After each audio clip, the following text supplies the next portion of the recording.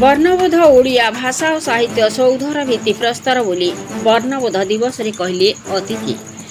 ଭକ୍ତକବି ମଧୁସୂଦନ ରାଓଙ୍କ ରଚିତ ବର୍ଣ୍ଣବୋଧ ଓଡ଼ିଆ ଭାଷା ଓ ସାହିତ୍ୟ ସୌଧର ଭିତ୍ତିପ୍ରସ୍ତର ଏବଂ ବର୍ଣ୍ଣବୋଧକୁ ଆୟତ୍ତ କରିପାରିଲେ ଓଡ଼ିଆ ଭାଷା ଓ ସାହିତ୍ୟକୁ ଆୟତ୍ତ କରିହେବ ବୋଲି ଛବିରାଣୀ ବିଶ୍ୱାଳ ପ୍ରତିଷ୍ଠିତ ଡକ୍ଟର ନରହରି ବେହେରା ଟ୍ରଷ୍ଟ ଆନୁକୂଲ୍ୟରେ ଭଦ୍ରକ ସହରରେ ଅବସ୍ଥିତ ଭାଗବତ କଲ୍ୟାଣ ମଣ୍ଡପଠାରେ ଆୟୋଜିତ ବର୍ଣ୍ଣବୋଧ ଦିବସ 2025ରେ ଅତିଥିମାନେ ମତବ୍ୟକ୍ତ କରିଛନ୍ତି। ଟ୍ରଷ୍ଟ ସଭାପତି ଇଞ୍ଜିନିୟର ଅଭୟ ସୁତାରଙ୍କ ପୌରୋହିତ୍ୟରେ ଅନୁଷ୍ଠିତ ଏହି ସାରସ୍ୱତ ସମାବେଶରେ ଭଦ୍ରକ ଜିଲ୍ଲାପାଳ ଦିଲ୍ଲୀପ ରାଉତରାୟ ମୁଖ୍ୟ ଅତିଥି ଭାବେ ଯୋଗ ଦେଇଥିଲେ। ଅମୃତ ଦର୍ଶନର ସମ୍ପାଦକ ପଣ୍ଡିତ ସଂଗ୍ରାମ ଆଚାର୍ଯ୍ୟ ମୁଖ୍ୟ ବକ୍ତା, ଭଦ୍ରକ ବ୍ଲକ ଶିକ୍ଷା ଅଧିକାରୀ ଚକ୍ରଧର ମଲ୍ଲିକ ବିଶିଷ୍ଟ ଅତିଥି ଏବଂ ଶିକ୍ଷାବିତ ଦୁଶାସନ ରାଉତ ଓ ଟ୍ରଷ୍ଟର କାର୍ଯ୍ୟକାରୀ ସଭାପତି ତଥା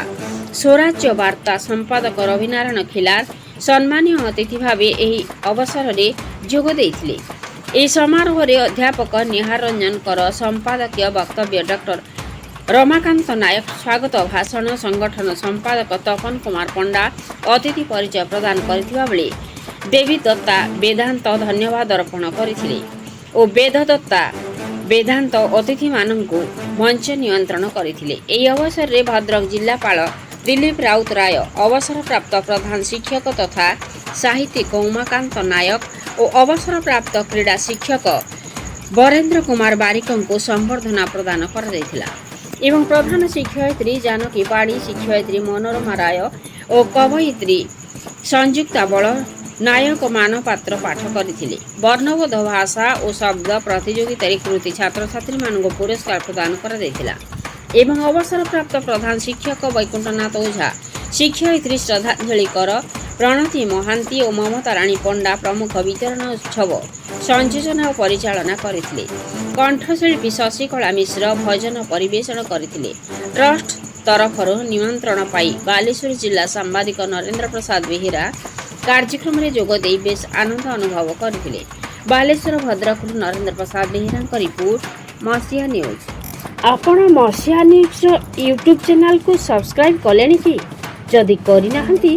ଏବେ କରିନିଅନ୍ତୁ। ଏହା ସହ ମସିହା ନ୍ୟୁଜ୍ର ଫେସବୁକ୍ ପେଜ୍କୁ ଓ ଟ୍ୱିଟରକୁ ଫଲୋ କରନ୍ତୁ। ତା ସହ ମସିହା ନ୍ୟୁଜ୍ର ଏପ୍ ଆସିଗଲାଣି, ନିଜ ମୋବାଇଲରୁ ପ୍ଲେ ଷ୍ଟୋରରୁ ଡାଉନଲୋଡ୍ କରିନିଅନ୍ତୁ। ଜୟ ଜଗନ୍ନାଥ। କିନ୍ତୁ ରୁ ରୁ जो दीर्घ रूप लगे सेठी स्वरबर्ण होती 12 ताकू जदि मिसेबा ताले हे जाउछ हमरा 50 टी वर्ण हो। आ गोटे जगह लू बोली गोटे शब्द गोटे वर्ण होची तार व्यवहार किछि नाही, किंतु ताकू मध्य केते जगह देखा जाउची ताकू मिसेले 51 टी होची वर्णमाला। तो ओडिया भाषा रे एई प्रकार जो विविधता रहिछि वर्णमाला उपरे से संपर्क रे जे गुणीजन मानकर वर्तमान समाज जो माने ई विषय आगु आसନ୍ତି भाषाविद माने ସେମାନେ ଟିକେ ଧ୍ୟାନ ଦେବା ଉଚିତ। ଏଇ ଅଳ୍ପ ଦିନ ତଳେ 2-3 ମାସ ତଳେ ଆମ ବ୍ଲକର ଏବଂ ଡକ୍ଟର ନରହରି ବେହେରା ମୁଁ ଅତ୍ୟନ୍ତ ଦୁଃଖ ସହିତ କହିବି ଯେ ସେ କୋଭିଡ ସମୟରେ ଜଣେ କୋଭିଡ ଯୋଦ୍ଧା ହିସାବରେ ସେ ଆମ ମନରୁ ବିଦାୟ ନେଇଛନ୍ତି, କିନ୍ତୁ ଆଜି ତାଙ୍କର ପିଲାମାନେ ଆଜି ତାଙ୍କର ଅମର ଆତ୍ମାର ସଦ୍ଗତି ପାଇଁ ସେ ଆଜି ତାଙ୍କ ସମ୍ପର୍କରେ ଏଇଭଳି ଏକ ଦିବସ ପାଳନ କରିବାର ଯେଉଁ ସଂକଳ୍ପ ନେଇଛନ୍ତି, ସେଥିପାଇଁ ମୁଁ ବିଶେଷ ଭାବରେ ଆନନ୍ଦିତ। ଏବଂ ଯେତେବେଳେ ଡକ୍ଟର ଅଭୟ ସୁତାର ମୋତେ କହିଥିଲେ ଯେ ବର୍ଣ୍ଣବୋଧ ଦିବସ, ମୁଁ ଆଶ୍ଚର୍ଯ୍ୟ ହେଇଥିଲି କାହିଁକି ବର୍ଣ୍ଣବୋଧ ଦିବସ ଭାବରେ ପାଳନ କରୁଛି ନା ଡକ୍ଟର ନରୋତ୍ତମ ବେହେରା ସେ ଯେହେତୁ ଜଣେ ସୁସାହିତ୍ୟିକ ଥିଲେ ଏବଂ ସେ ବର୍ଣ୍ଣବୋଧ ଦିବସଟି ଆରମ୍ଭ କରିଥିଲେ ପିଲାମାନଙ୍କ ଭିତରେ ଗୋଟେ ସଚେତନତା ସୃଷ୍ଟି କରିବା ପାଇଁ, ପିଲାମାନଙ୍କ ଭିତରେ ନିପୁଣ ଭାବରେ ଲେଖିବା ପାଇଁ, ଓଡ଼ିଆ ଭାଷାକୁ କିଭଳି ଭାବରେ ସେମାନେ ନିପୁଣ ଭାବରେ ଲେଖିବେ। ମୁଁ ଯେହେତୁ ବର୍ଣ୍ଣବୋଧ ଦିବସ ମୁଁ କହିଲି ମୁଁ ନିଶ୍ଚିତ ଯିବି, ଆପଣ ମୋତେ ବିଶେଷ ଅନୁରୋଧ କରିବା ଦରକାର ନାହିଁ। ମୁଁ ଆପଣମାନଙ୍କୁ ଜାଣି ଆପଣମାନେ ଅନେକ ମୋ ବିଷୟରେ ଜାଣିଥିବେ, ମୁଁ फॉर्मल स्कूल रे पढ़िया पूर्व मु इंग्राजी मीडियम स्कूल रे पाठ पढ़ी केंद्रीय विद्यालय में मोर से मीडियम ऑफ इंस्ट्रक्शन होची इंग्राजी एवं हिंदी। मु गोटे ओडिया पढ़ी ना, किंतु मो माँ सी आज स्वर्गपुरी अच्छा मो माँ मत छोट बड़े मुझे 4 वर्ष 4.5 वर्ष होती मो माँ मत वर्णबोध पढ़े वर्णबोधटा को मुखस्थ कंठस्थ पेटस्थ कर जो आज गर्वर सहित कहीपरि मु निर्भुल भाव में ओडिया लेखे निर्भुल भाव में ओडिया पढ़े एवं मोर सांग मैंने जो ओडिया सांग मैंने मोर जो मैंने केंद्रीय विद्यालय में मो सांग मैंने अच्छा मो सागे थे ओडिया कहीपरि मातृभाषा जेहतु ओडिया कहीपरि तो जो ओडिया भाषा लिखिपारे कहीपरि मुझे दृष्टि गोटे बेसिक मो बहुत खुशी जे मोर जो ओडिया ज्ञान ताहा वर्णबोध उपर पर्यवेसित एवं मोर मन अच्छी जो पुलिस कार्यक्रम करी टेलीविजन में जना जना कार्यक्रम से वर्णबोध को बेस करके ही मोर ओडिया ज्ञानटा आहरी मोर प्रसार करी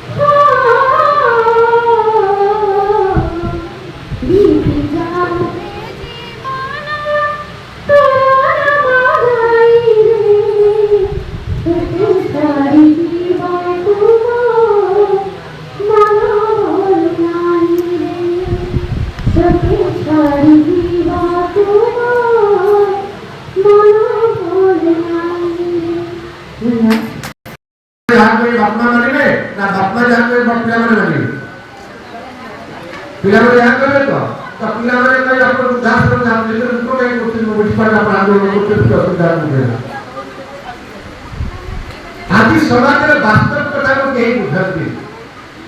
दुशासन बाबू टीके पूर्व हम बहुत भल भाव उपदेश दौते समाज उपदेश आम कहानी भाव नहीं आम साहित्य आम जननी जहाँ बहुत मातृभाषा कार पाई ये कार्यक्रम उत्सर्गित डॉक्टर मनोहर दया ट्रस्ट तरफ ये कार्यक्रम परोक्ष कर जड़े सुसाहित्यिक कम्बकार आकाशवाणी गीतिका विशेषकर विशिष्ट शिशु साहित्यिक इंजीनियर अभय सुधार मो श्रद्धा सम्मान जनाऊँ आज आम परम सौभाग्य आम समस्त प्रिय जिलापाल श्रीयुक्त दिलीप राउतराय महोदय आज आम गहन मुख्य अतिथि भाव में उपस्थित होते मो श्रद्धा और सम्मान जनाऊँ एवं आहुरी आज भाग्यवान जे आम गहन अच्छा विशिष्ट आध्यात्मिक प्रबोधक संपादक बागिनी अमृत दर्शन पत्रिकार सुदक्ष संपादक पंडित संग्राम आचार्य महोदय आज मुख्य वक्ता भाव आम ग्रहण कर कार्यक्रम व्यस्त व्यस्त